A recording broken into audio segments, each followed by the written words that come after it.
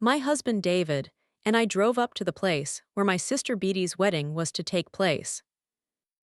The envelope with $10,000 was safely hidden in the pocket of David's jacket, our wedding gift to Beatty. Besides, we've already covered about a third of the wedding expenses. It was a lot of money, but David's job at an investment bank and my position as marketing director meant that we could afford it. Besides, Beatty was my only sister. When we entered the gym, I immediately noticed my parents. Mom fiddled with Dad's tie while he pretended to be annoyed, but I could see a smile playing on his lips. They looked radiant, and that was the only word that could describe it. Mom's face was literally glowing with happiness, and Dad looked 10 years younger. Something inside me turned over. I couldn't remember them looking so happy at my wedding. 5 years ago, they were pleasant enough, of course, but not like this, not bursting with pride and joy. I quickly dismissed the thought. Now is not the time to stir up old feelings. The ceremony was perfect. Beatty looked amazing in her dress, and her fiancé, now her husband, Achille, couldn't take his eyes off her. I sat between my parents and David, trying to focus on the happiness of that day, rather than the nagging feeling that my parents' reaction was somehow different than at my wedding. After the ceremony, there was a reception. We ate, drank, and danced. Then it was time for the speeches. First the best man spoke, then the bridesmaid, and finally my parents stood together. Mom gently tapped her glass. We want to thank everyone for coming today to celebrate the wedding of our beloved daughter. There was something about the way she emphasized the word, beloved, that made me squirm uncomfortably in my seat. David must have noticed, because he put his hand on mine. The father continued. Watching Beatty transform into the beautiful woman she is today is the greatest joy in our lives. She was always special. She always brought so much light to our house. I smiled and nodded, wondering if I was being overly sensitive. Of course they loved Beatty. They loved us both, didn't they? Then Mom reached into her purse and took out some papers. Beatty, your father and I wanted to give you something to start a new life together. Something special. She held up the papers so that everyone could see them. We are giving you our family home as a wedding gift. The hall exploded with gasps, followed by loud applause. I froze. Next to me, David also froze. I stared at my parents, then at Beatty, waiting for someone to laugh and say it was a joke. But it wasn't a joke. My parents were beaming with pride, and Beatty wasn't surprised at all. She cried tears of happiness, hugging Achille, who looked at my parents with his mouth open. House, the parental home. The house that I've been paying the mortgage on for the last 5 years, because after my father's working hours were cut and my mother's arthritis worsened, they could no longer afford to make payments. I managed to put on a smile, but inside I was screaming. Not once did they mention that they were going to give the house to Beatty. They didn't even ask me, and I paid for it myself. Patricia, are you okay? David whispered. Great, I replied through clenched teeth, still smiling, when Beatty and Achille came forward to hug my parents. An hour later, I couldn't take it anymore. I found David at the bar. Can we leave? I asked quietly. He glanced at my face and nodded. I'll get our coats. Understanding me without a word, he went to the wardrobe and I froze for a few moments, peering into the crowd of guests. Beatty was beaming, laughing at something Achille said.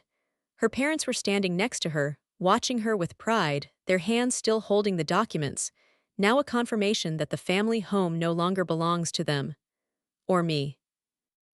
I felt a cold emptiness growing in my chest, but I forced myself not to think about it. Now is not the time to make a scene. We apologized. We're so sorry, such a beautiful wedding, congratulations again, and left before anyone could object too strongly. The second we got in the car, I burst into tears. I can't believe they did this. The words burst out of me along with deep, chest-shaking sobs. David started the engine, but didn't move, giving me time to get ready. I've been paying off my mortgage for 5 years, I said, sobbing, and they didn't even tell me they were planning this. I know, David replied gloomily. It's unbelievable. And Beatty knew. I wiped my eyes angrily. Did you see her face? She wasn't surprised at all. David pursed his lips, his fingers gripping the steering wheel tighter. It's not about the money, I continued, feeling anger boil up inside. I don't care about the money, but they could have talked to me first. As we drove home, the memories kept flooding back, one after the other, and suddenly all the disparate moments came together in a single picture. I remembered when I graduated from college. My parents gave me a postcard with a $50 bill inside and the message, "We are proud of you." 2 years later, Beatty graduated and they bought her a car. A car. It's not the car you dreamed of, is it? I remember how I asked then. What's the difference? It's still so unexpected. Beatty laughed, beaming with happiness. David listened in silence while I remembered further. Do you remember my 21st birthday? I asked. They didn't come. Yes, you said they had an important reason. He nodded. Oh yeah, Beatty's volleyball match. And it wasn't even a championship, just a regular game. The more I talked, the more examples I remembered.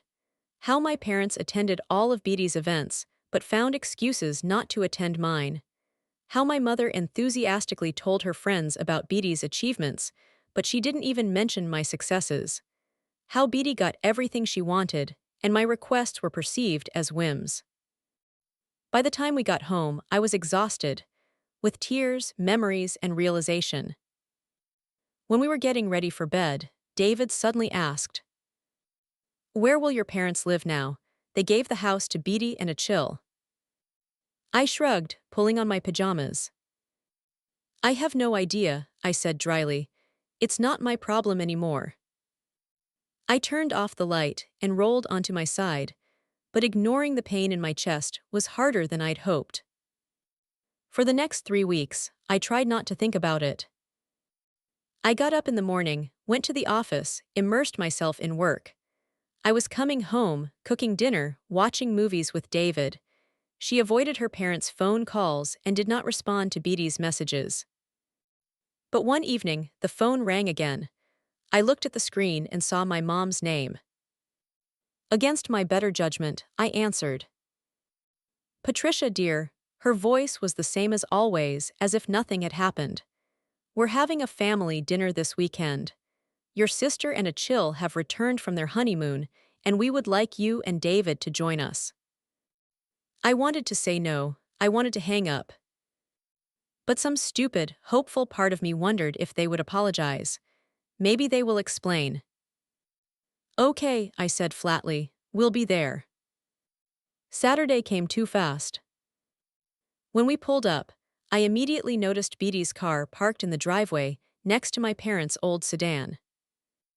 I looked at the house. No, no longer at my parents' house. Now it was Beatty and Achille's house. We reached the front door, and I hesitated before pressing the bell. It was strange not to use the key. Mom opened the door, everyone was smiling. David, Patricia, come in, come in. She hugged me as if nothing had happened. It's like she didn't give me the house I was paying for. It's like she didn't even bother to talk to me about it. I hugged her back tightly. Dad was in the living room with Achille. They were watching a game. He stood up when we entered, shook David's hand firmly and gave me a quick hug. Where's Beatty? I asked, noticing her absence. Oh, she's changing the curtains in the dining room, Mom replied casually. She's been doing repairs all week. My blood boiled. It had only been 3 weeks, and Beatty was already changing things, as if she had owned this place for many years. We went into the dining room. My sister was there, standing on a ladder, putting up new cream curtains instead of my mother's old blue ones.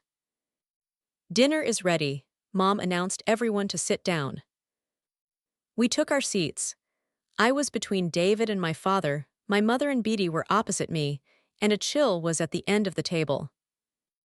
The food looked great, Mom's special stew, carefully cooked with spices, vegetables, and fresh herbs. Steam rose from the plates, spreading a familiar, homely scent, but I had no appetite. The first 10 minutes of dinner were filled with endless stories from Beatty and a chill about their honeymoon. They enthusiastically described beaches, boat trips, hotel rooms, restaurants with exotic cuisine. I picked at my food absently, nodding occasionally. David politely kept up the conversation and asked relevant questions, but I could see that he wasn't too interested either. Finally, when Beatty stopped to catch her breath, Mom cleared her throat, drawing attention to herself. "We wanted to talk to you about something, Patricia," she began. I looked up.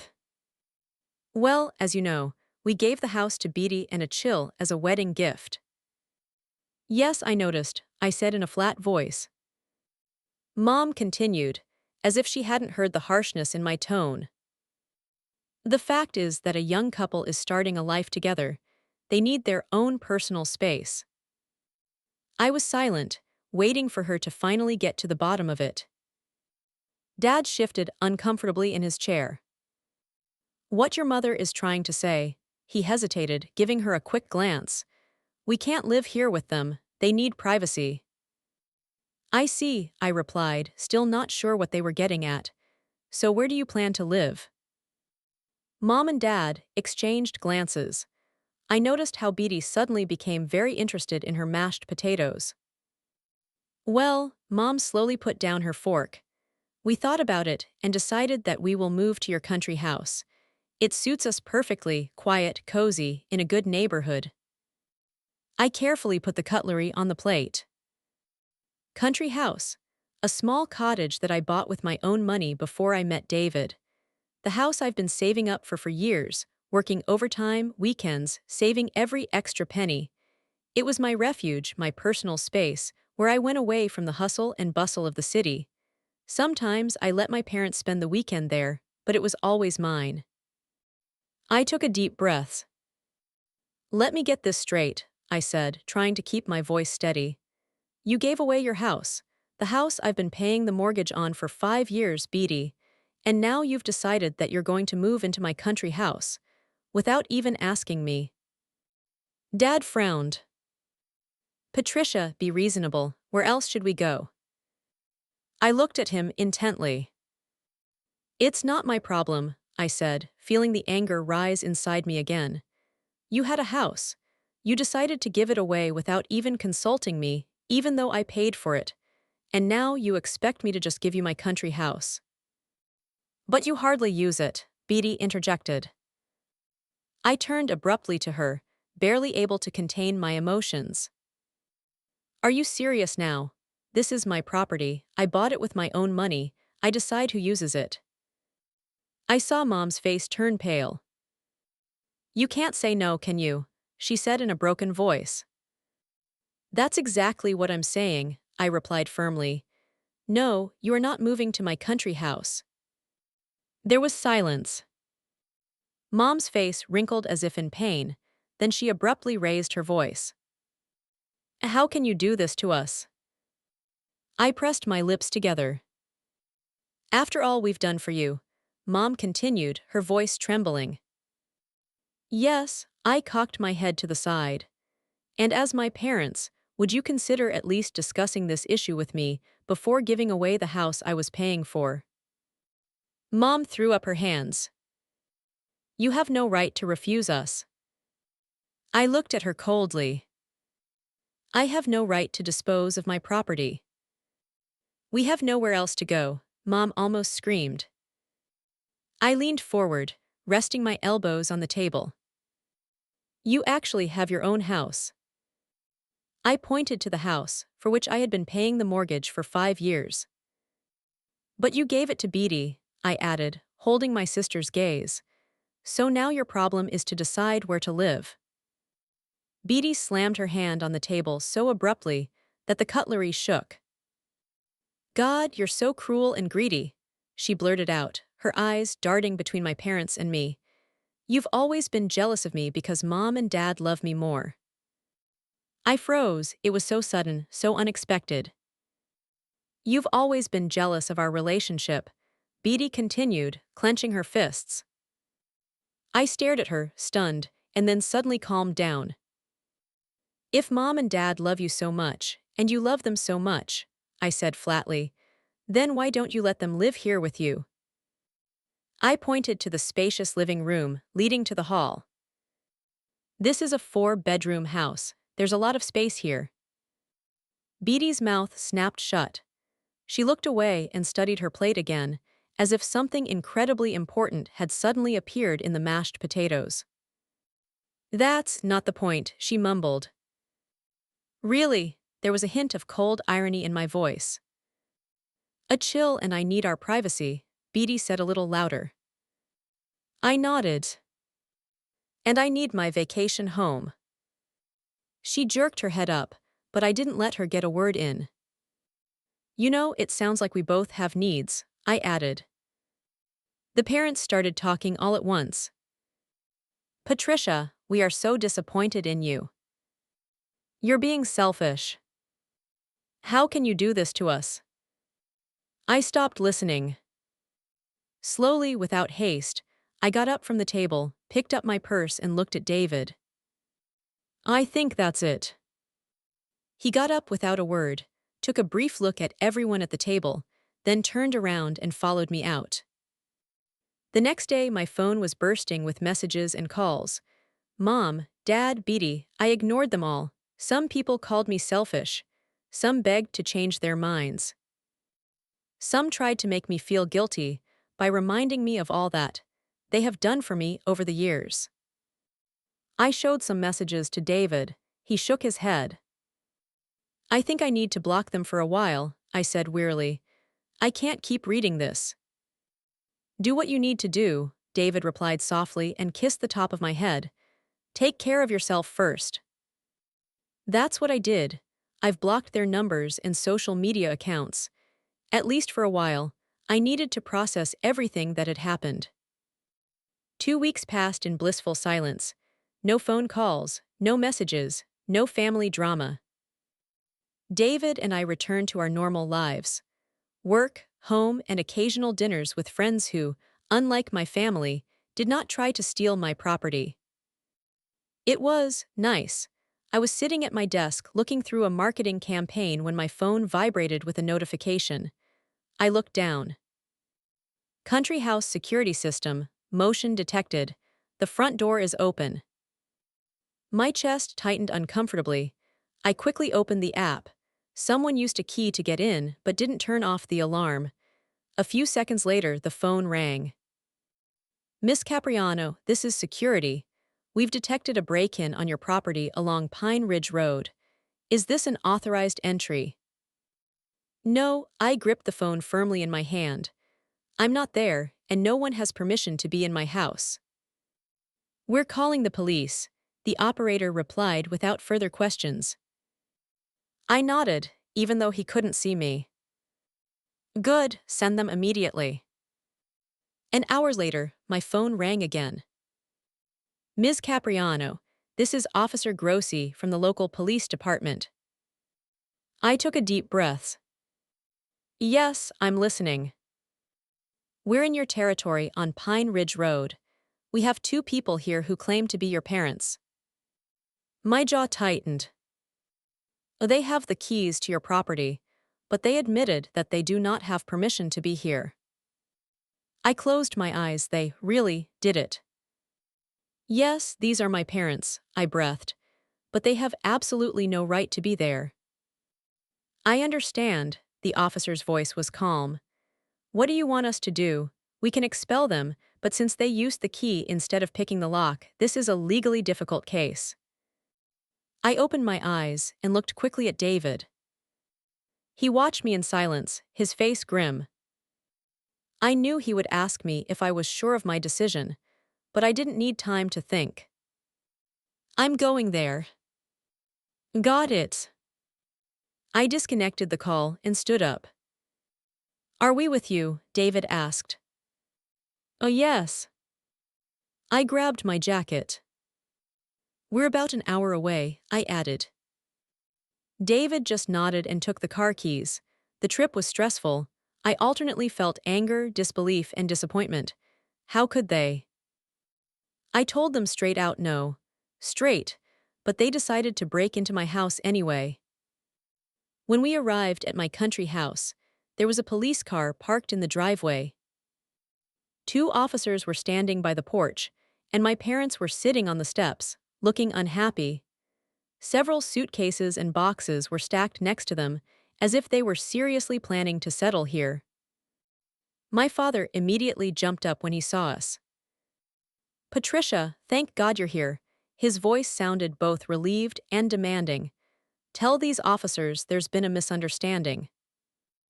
I got out of the car in silence and approached the police, ignoring my parents. "Thank you for reacting so quickly," I said, feeling cold anger constrict my body. "Yes, they really are my parents, but they don't have permission to be here." One of the officers, a man in his 40s with a firm expression, nodded. "Ma'am, do you want to press charges for trespassing?" Behind me, my mother gasped. "Patricia, you wouldn't." I turned to her, looking straight into her worried eyes. "You broke into my house after I bluntly told you no. What did you think would happen?" "We didn't break in." The father got excited, his face turned red. "We used the key you gave us." "It's all your fault," Mom suddenly screamed, jumping to her feet, her face contorted with anger. "If you just let us stay here, none of this would have happened. We wouldn't be standing here, and we wouldn't be treated like criminals." I stared at her, shocked by her outburst of rage. "My fault," my voice was icy. "You gave away the house for which I was paying the mortgage without even consulting me. Then she tried to take over my property without my permission. And now somehow it's my fault." "You're so arrogant," Mom continued, completely ignoring my words. "So irresponsible. We raised you better than you behave. We've given you everything." "Imam, stop." I said it softly, but with such force that she froze. "You're embarrassing yourself," I continued, not taking my eyes off her. "You and Dad just tried to break into my house to move in after I bluntly told you no. And now you're standing here in front of the cops and yelling at me about how irresponsible I am." Something in my voice, in my resilience, finally broke through her anger. She shut her mouth abruptly, but her eyes were still blazing with indignation. I looked at the officers.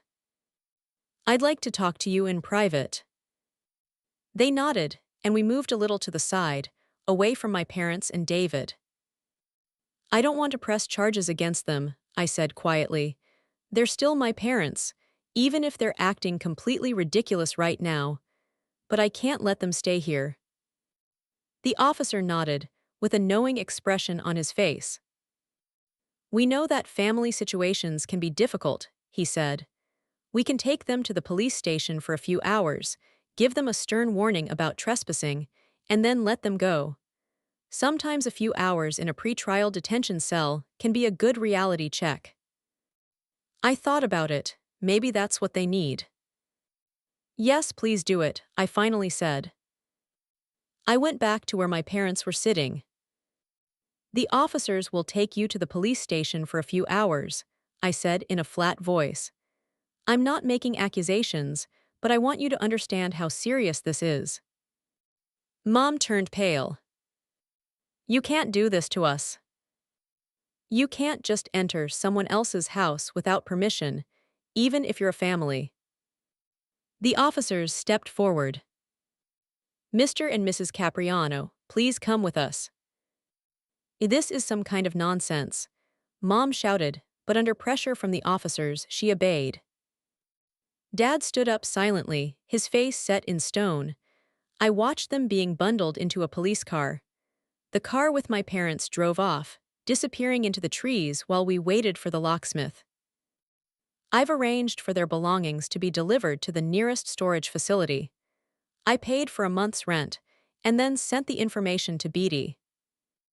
My parents were still in the contact block, so I didn't have to explain to them. The locksmith arrived and changed all the locks. By the time David and I left, the house was safe again. On the way home, I felt empty, but it's also a strange, unusual release. For the first time in my adult life, I resisted the manipulations of my parents and refused to be used. David took a close look at me when we arrived at our apartment. "What do you think they'll do now?" I chuckled, even though there was nothing funny about it. "Probably, Beatty will go crying." I shrugged my shoulders. She got the house, so let her take on the responsibilities that come with it. But I wasn't naive enough to think that it was over. I knew my mother.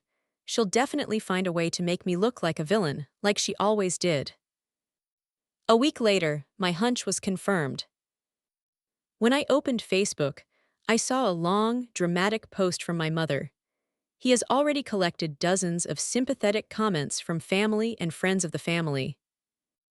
Today I learned what it means to be abandoned by my own child. I gritted my teeth and continued reading. My husband and I, in our golden years, were banished like unwanted pets. Our eldest daughter, Patricia, forced the police to evict us from her country house like ordinary criminals, leaving us with nowhere to go. I clutched the phone in my hand, feeling everything boil inside. The post was presented perfectly, from the point of view of someone who wants to cause pity.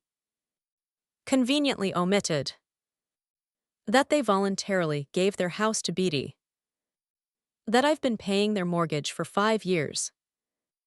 That they tried to forcibly move into my country house, despite my refusal. I scrolled through the comments. "How could she do this to you? Ungrateful daughter. You raised a monster. Poor, how come?" Something inside me broke. I wasn't going to be silent anymore.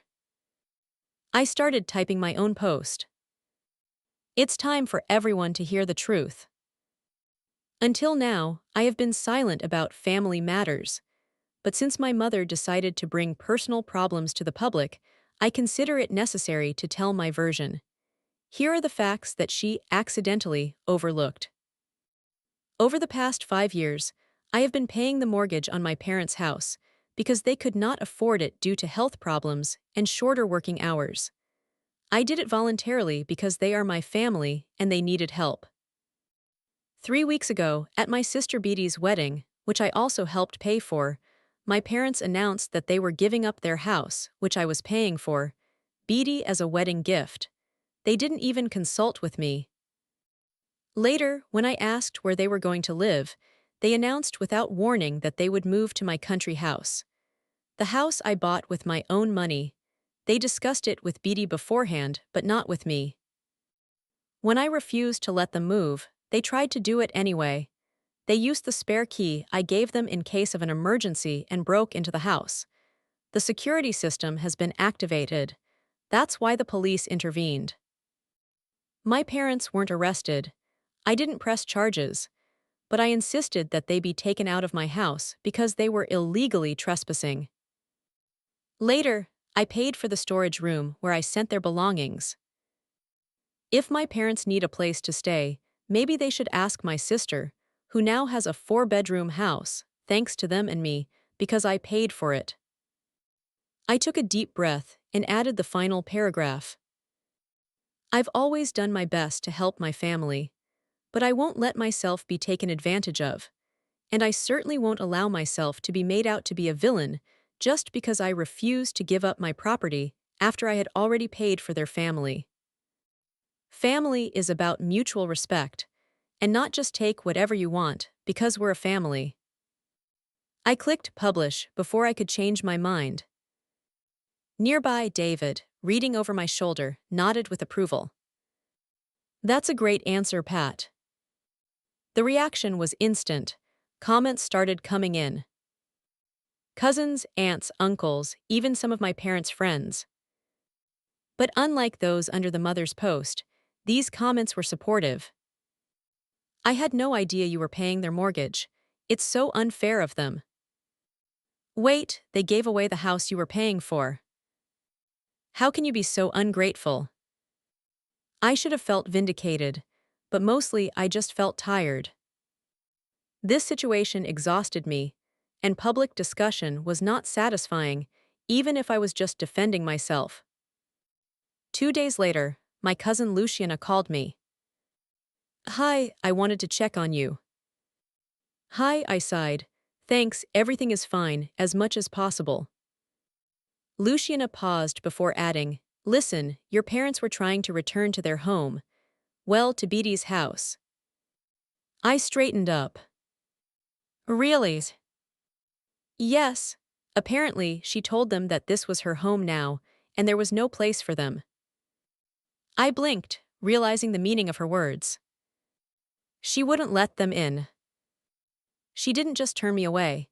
She made it clear to them that there was nowhere to go back to. And what did they do? We rented some kind of lousy apartment. It doesn't even seem to be in the best neighborhood. I didn't know how to feel about it. Part of me thought they got what they deserved. They created this situation themselves. But the other part of me, they were my parents anyway. I haven't forgotten how they treated me. But I also couldn't completely get rid of the sympathy. After the call, I told David about everything. "It's just karma," he remarked, shrugging his shoulders. "Yeah, I guess." I rubbed my temples, but I don't feel as satisfied as I thought. David looked at me with a soft smile. "Because you're a good person, Patricia, unlike some people whose names we might mention." I smiled sadly. If only it were that simple. Over the next few weeks, my parents tried to contact me. I have repeatedly seen their names on the phone screen. But she couldn't bring herself to answer. The pain was still too fresh. One night, when David and I were getting ready for bed, he asked, "Do you think, will you ever be able to forgive them?" I thought about it. Maybe, someday. But not now. I shook my head. Not for them, for my own sake. I took a deep breath. Carrying all this anger around with you is unhealthy. David squeezed my hand lightly. "And Beatty's?" I sighed. "It's more complicated." He was silent, waiting for me to collect my thoughts. She knew what they were up to, she was a part of it. I pressed my lips together, and then she turned her back on them when they needed her. "Do you think she deserves it?" I think she chose her side. David looked at me for a long moment. "At least now you know where you're standing." He drew me to him, gently stroking my back. No more illusions about who is important to them and who is not. And he was right. As painful as this whole experience was, it destroyed the lie I was living in. I've been trying to win their approval for years. I tried to be as special as Beatty, but now I knew that would never happen. And strangely enough, this knowledge was liberating. The next morning, my phone rang again. I saw my mother's name. This time, I didn't drop the call, but just switched it to voicemail. A few seconds later, a notification arrived. I clicked on record. Patricia." Her voice was different, quiet, less demanding. "We made a mistake, large." I froze. "I know you're angry, and you have every right to do so. But please, call us back. We need to talk." I turned off the recording. I sat in silence for a few seconds. Then she deleted the message, without calling back. Maybe someday, I'll be ready to hear their apologies. If it really was an apology. Maybe someday I'll be ready to bring them back into my life. On new terms, with clear boundaries. But not today. Today, I was still learning to put myself first, and I should have done it a long time ago. As for my country house, I've made a final decision. Rent it out. Additional income wouldn't hurt. But the main thing is, I like the idea of this place being used and bringing joy. Instead of standing empty, as a reminder of what I've been through. Write a comment on what you think about this story, and don't forget to subscribe to the channel and like it. See you soon.